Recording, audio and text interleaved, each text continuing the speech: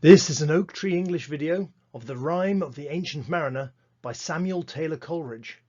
How a ship, having passed the line, was driven by storms to the cold country towards the South Pole, and how from thence she made her course to the tropical latitude of the great Pacific Ocean, and of the strange things that befell, and in what manner the ancient mariner came back to his own country.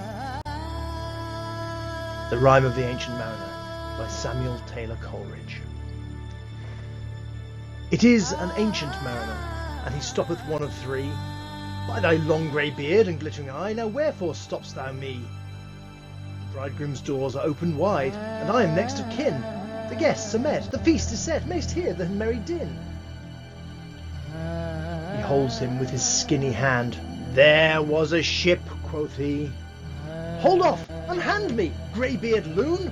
Eftsoons his hand dropped he. He holds him with his glittering eye. The wedding guest stood still, and listens like a 3 years child. The mariner hath his will. The wedding guest sat on a stone, he cannot choose but hear. And thus spake on that ancient man, the bright-eyed mariner.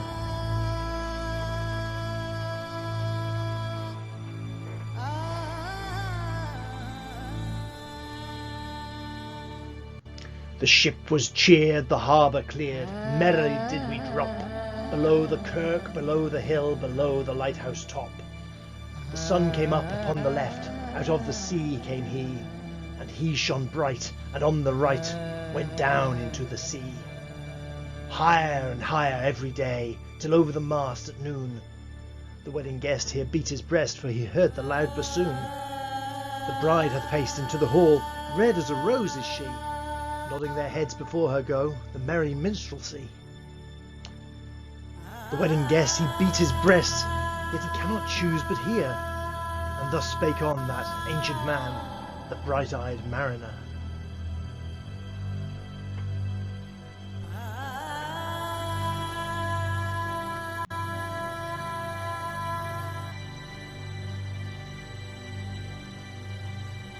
And now the storm blast came, and he was tyrannous and strong.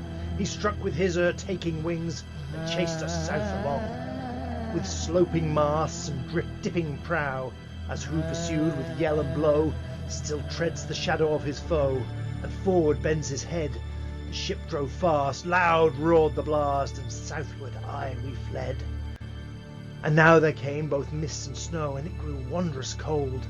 And ice mast high came floating by, as green as emerald. And through the drifts the snowy cliffs did send a dismal sheen. Nor shapes of men nor beasts we ken, the ice was all between. The ice was here, the ice was there, the ice was all around. It cracked and growled and roared and howled like noises in a swound. At length did cross an albatross, through the fog it came. As if it had been a Christian soul, we hailed it in God's name. It ate the food it ne'er had eat, and round it flew. The ice did split with a thunder fit, the helmsman steered us through, and a good south wind sprung up behind, the albatross did follow, and every day for food or play came to the mariner's hollow. In mist or cloud, on mast or shroud, it perched for vespers 9, whilst all the night through fog smoke white glimmered the white moonshine. God save thee, ancient mariner, from the feeds that plague thee thus. Why look'st thou so? With my crossbow I shot the albatross.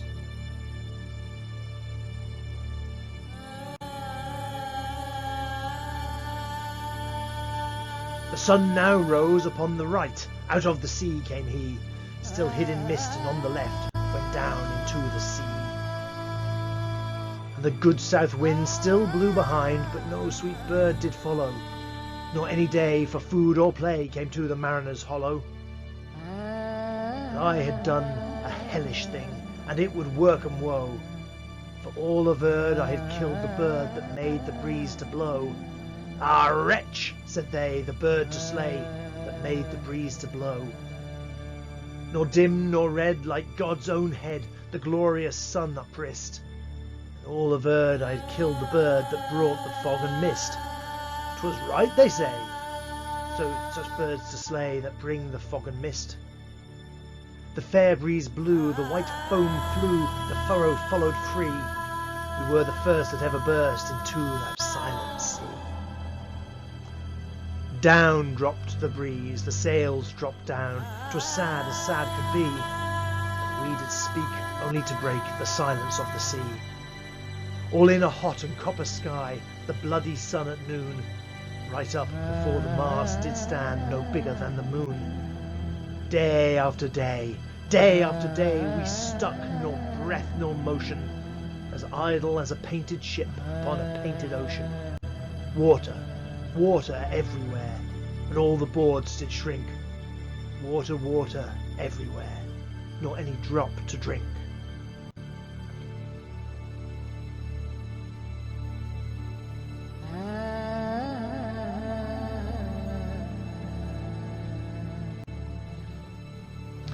The very deep did rot. Oh Christ, that ever this should be.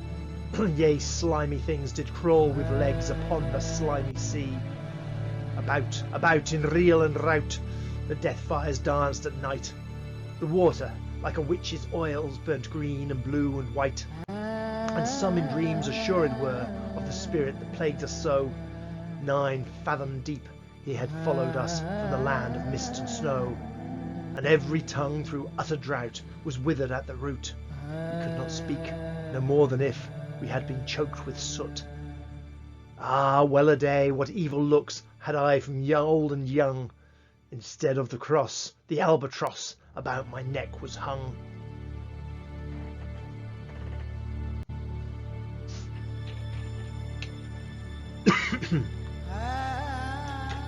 There passed a weary time.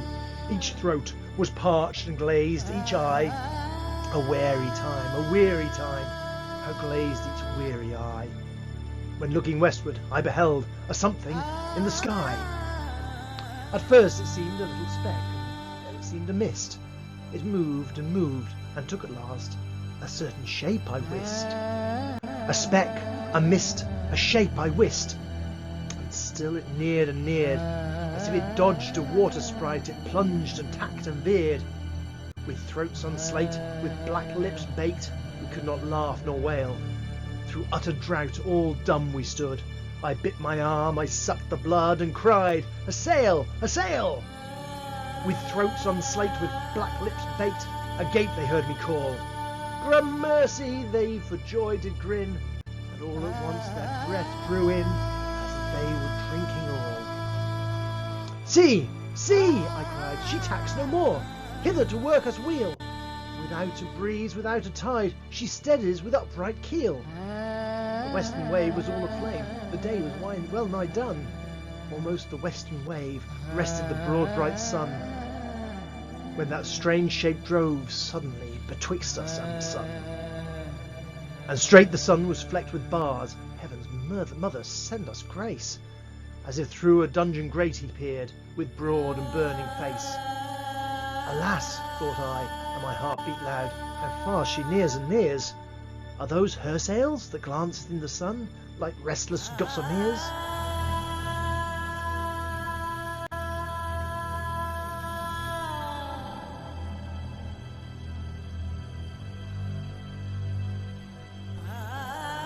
Are those her ribs, through which the sun did peer as through a grate? Is that woman, all her crew? Is that a death? And are there two? Is death that woman's mate? Her lips were red, her looks were free, her locks were yellow as gold. Her skin was white as leprosy. The nightmare life in death was she, who thicks man's blood with cold. The naked hulk alongside came, and the twain were casting dice. "Game is done, I've won, I've won," quoth she, and whistles thrice. The sun's rim dips, the stars rush out. At one stride comes the dark. With far-heard whisper o'er the sea, off shot the spectre bark. We listened and looked sideways up. Fear at my heart as at a cup my life-blood seemed to sip. The stars were dim and thick the night. The steersman's face by his lamp gleamed white. From the sails the dew did drip. One after one, by the star-dogged moon, too quick for groan or sigh.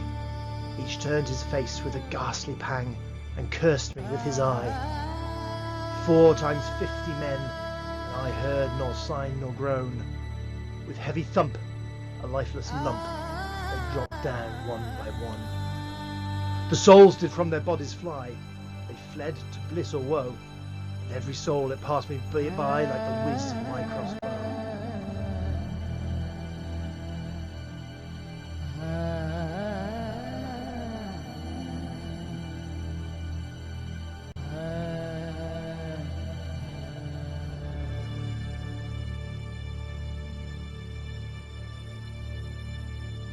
I fear thee, ancient mariner, I fear thy skinny hand.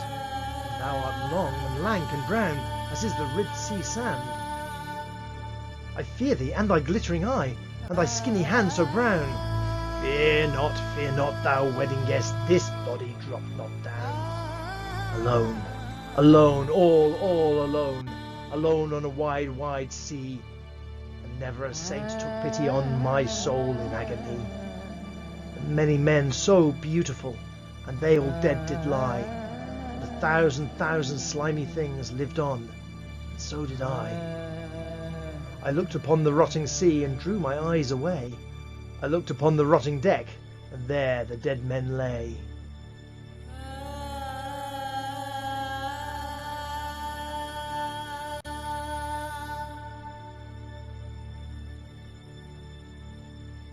I looked to heaven and tried to pray, but or ever prayer had gushed, a wicked whisper came and made my heart as dry as dust. I closed my lids, kept them closed, and the balls they like pulses beat, for the sky and the sea and the sea and the sky lay dead like a load on my weary eye, and the dead were at my feet. The cold sweat melted from their limbs, nor rot nor reek did they. The look with which they looked on me had never passed away. An orphan's curse would drag to hell a spirit from on high. But oh, more horrible than that is the curse in a dead man's eye. 7 days, 7 nights I saw that curse, and yet I could not die. The moving moon went up the sky, and nowhere did abide. Softly she was going up, and a star or two beside. Her beams bemocked the sultry main like April hoarfrost spread. Where the ship's huge shadow lay, the charmed water burnt away, a still and awful red. Beyond the shadow of the ship, I watched the water snakes. They moved in tracks of shining white, and when they reared, the elfish light fell off in whorish flakes. Within the shadow of the ship, I watched their rich attire. Blue, glossy green, and velvet black, they coiled and swam, and every track was a flash of golden fire. Oh, happy living things, no tongue their beauty might declare. A spring of love gushed from my heart, and I blessed them unaware. Sure my kind saint took pity on me, and I blessed them unaware. The self-same moment I could pray, and from my neck so free, the albatross fell off and sank like lead into the sea. Oh, sleep, it is a gentle thing, beloved from pole to pole. To Mary Queen the praise be given, she sent the gentle sleep from heaven that slid into my soul. The silly buckets on the deck that had so long remained, I dreamt that they were filled with dew, and when I awoke, it rained. My lips were wet, my throat was cold, my garments all were dank. Sure, I had drunken in my dreams, and still my body drank. I moved and could not feel my limbs. I was so light almost. I thought that I had died in sleep and was a blessed ghost. And soon I heard a roaring wind. It did not come anear, but with its sound it shook the sails that were so thin and sere. The upper air burst into life, and 100 fire flags sheen. To and fro they were hurried about, and to and fro and in and out the wan stars danced between. And the coming wind did roar more loud, and the sails did sigh like sedge. And the rain poured down from one black cloud, the moon was at its edge. The thick black cloud was cleft, and still The moon was at its side. Like waters shot from some high crag, the lightning fell with never a jag, the river steep and wide. The loud wind never reached the ship, yet now the ship moved on. Beneath the lightning and the moon, the dead men gave a groan. They groaned, they stirred, they all uprose, nor spake nor moved their eyes. It had been strange even in a dream to have seen those dead men rise.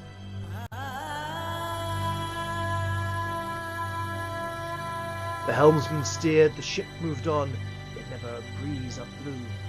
The mariners all gan work the ropes where they were wont to do. They raised their limbs like lifeless tools. We were a ghastly crew. The body of my brother's son stood by me, knee to knee. The body and I pulled out one rope, but he said naught to me. I fear the ancient mariner. Be calm, thou wedding guest. 'Twas not those souls that fled in pain, which to their causes came again, but a troop of spirits blessed. But when it dawned, they dropped their arms and clustered round the mast. Sweet sounds rose slowly through their mouth, and from their bodies passed. Around, around flew each sweet sound, then darted to the sun. Slowly the sounds came back again, now mixed, now one by one. Sometimes, a dropping from the sky, I heard the skylarks sing.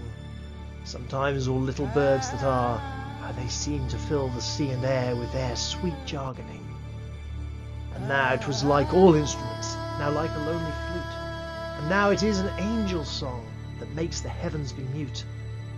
It ceased, yet still the sails made on a pleasant noise till noon, a noise like of a hidden brook in the leafy month of June, that to the sleeping woods all night singeth a quiet tune.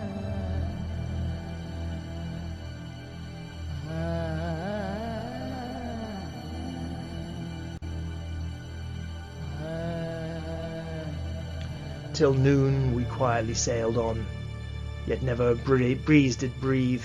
Slowly and smoothly went the ship, moved onward from beneath. Under the keel 9 fathom deep, from the land of mist and snow, the spirit slid, and it was he that made the ship to go.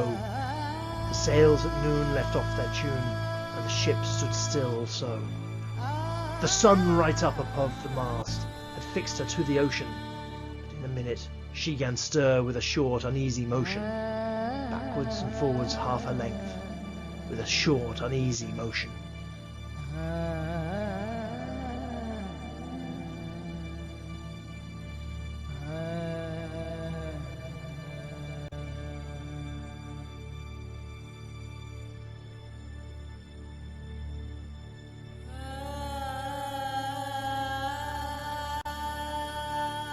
Then like a pouring horse let go, she made a sudden bound. It flung the blood into my head, and I fell down in a swound. How long in that same fit I lay, I have not to declare. But ere my living life returned, I heard, and in my soul discerned 2 voices in the air. Is it he? quoth one. Is this the man? By him who died on cross? With his cruel bow he laid full low the harmless albatross. The spirit who bideth by himself in the land of mist and snow, he loved the bird that loved the man who shot him with his bow. The other was a softer voice, as soft as honeydew. Quoth he, the man hath penance done, and penance more will do.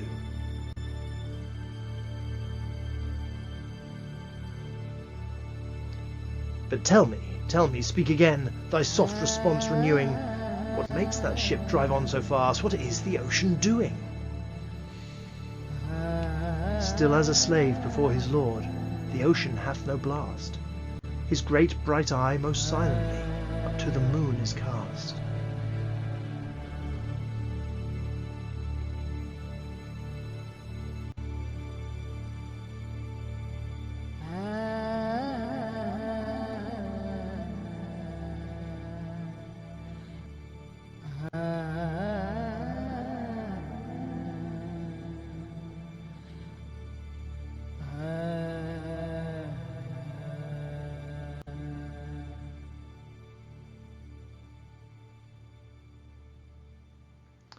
if he may know which way to go, for she guides him smooth or grim.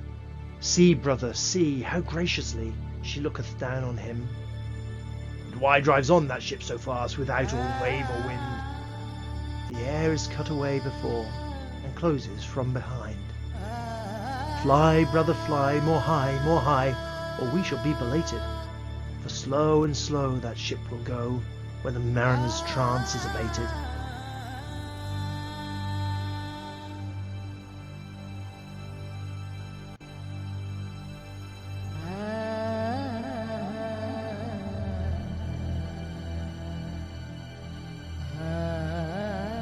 I woke, and we were sailing on, as in a gentle weather. 'Twas night, calm night, the moon was high, the dead men stood together. All stood together on the deck, for a charnel dungeon fitter, and all fixed on me their stony eyes, that in the moon did glitter. The pang, the curse with which they died, had never passed away. I could not draw my eyes from theirs, nor turn them up to pray. And now this spell was snapped once more. I viewed the ocean green, and looked far forth, yet little saw of what had else been seen. Like one that on a lonesome road doth walk in fear and dread, and having once turned round walks on, and turns no more in his head, because he knows a frightful fiend doth close behind him tread.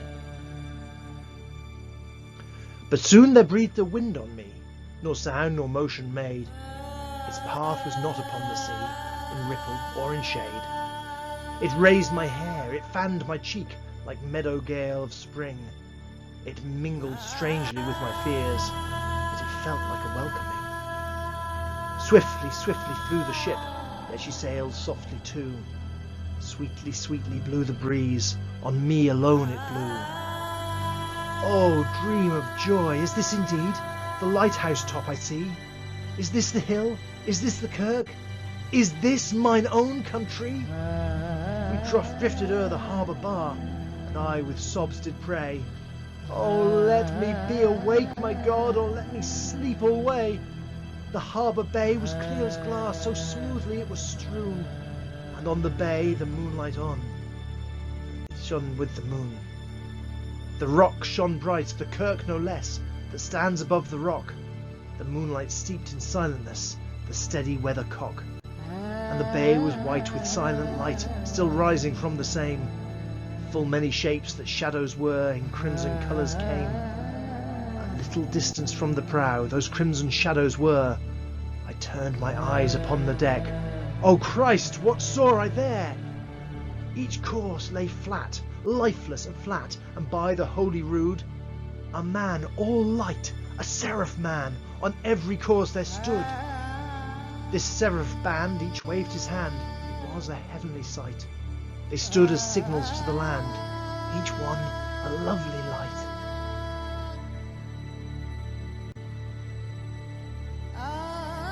This seraph band each waved his hand, no voice did they impart. No voice, but oh, the silence sank like music on my heart. Soon I heard the dash of oars, I heard the pilot's cheer. My head was turned perforce away, as I saw a boat appear. The pilot and the pilot's boy, I heard them coming fast.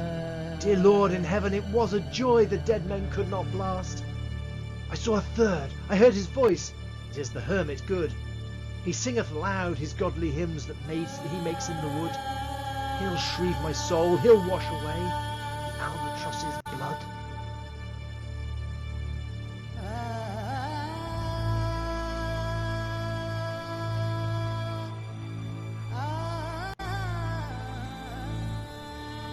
This hermit good lives in that wood which slopes down to the sea.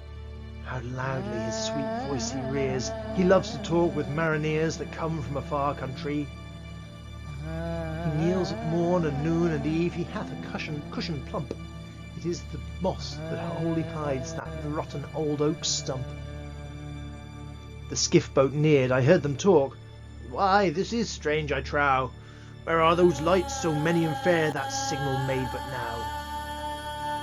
Strange, by my faith, the hermit said, and they answered not our cheer. The planks look warped, and see those sails how thin they are and sere. I never saw aught like to them, unless perchance it were brown skeletons of leaves that lag my forest brook along, where the ivy tod is heavy with snow, and the owlet whoops to the wolf below that eats the she-wolf's young. Dear Lord, it hath a fiendish look, the pilot made reply. I am afeard. Push on, push on! Push on, push on, said the hermit cheerily. The boat came closer to the ship, but I nor spake nor stirred. The boat came close beneath the ship, and straight a sound was heard. Under the water it rumbled on, still louder and more dread. It reached the ship, it split the bay, the ship went down like lead. Stunned by that loud and dreadful sound, which sky and ocean smote, like one that hath been 7 days drowned, my body lay afloat. Swift as dreams myself I found within the pilot's boat. Upon the whirl where sank the ship, the boat spun round and round, and all was still save that the hill was telling of the sound. I moved my lips, the pilot shrieked and fell down in a fit. The holy hermit raised his eyes and prayed where he did sit.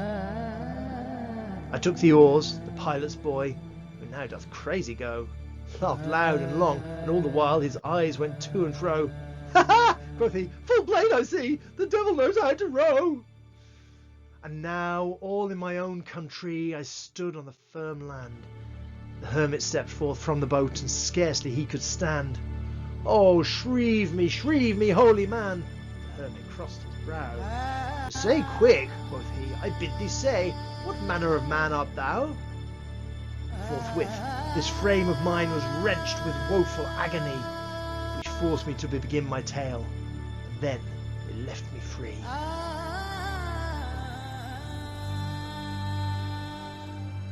Since then, at an uncertain hour, that agony returns, till my ghastly tale is told, this heart within me burns. I pass, like night, from land to land. I have strange power of speech. That moment, at his face I see, I know the man that must hear me. To him my tale I teach. What loud uproar bursts from that door? The wedding guests are there, but in the garden bower the bride and bridesmaids singing are. And hark the little vesper bell which bideth me to prayer. O wedding guest, this soul hath been alone on a wide, wide sea. So lonely 'twas that God himself scarce seemed there to be. Oh, sweeter than the marriage feast, 'tis sweeter far to me, to walk together to the kirk with a goodly company.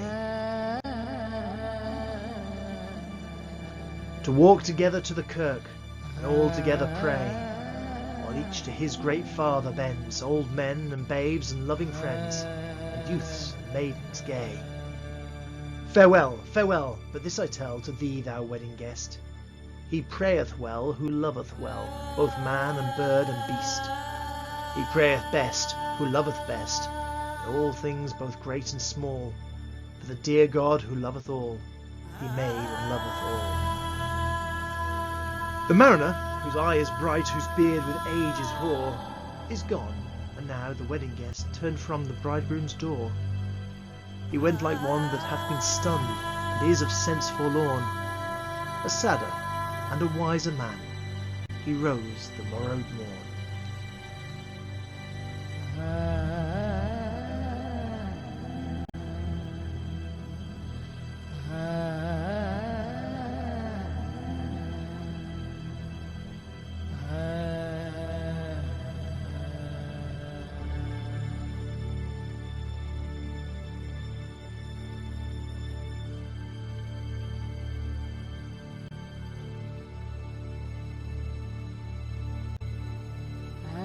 Thank you for listening to this oak tree English video of the Rime of the Ancient Mariner. I hope you enjoyed it, or at least endured it without dropping dead. Thank you. Don't forget to like, share and subscribe.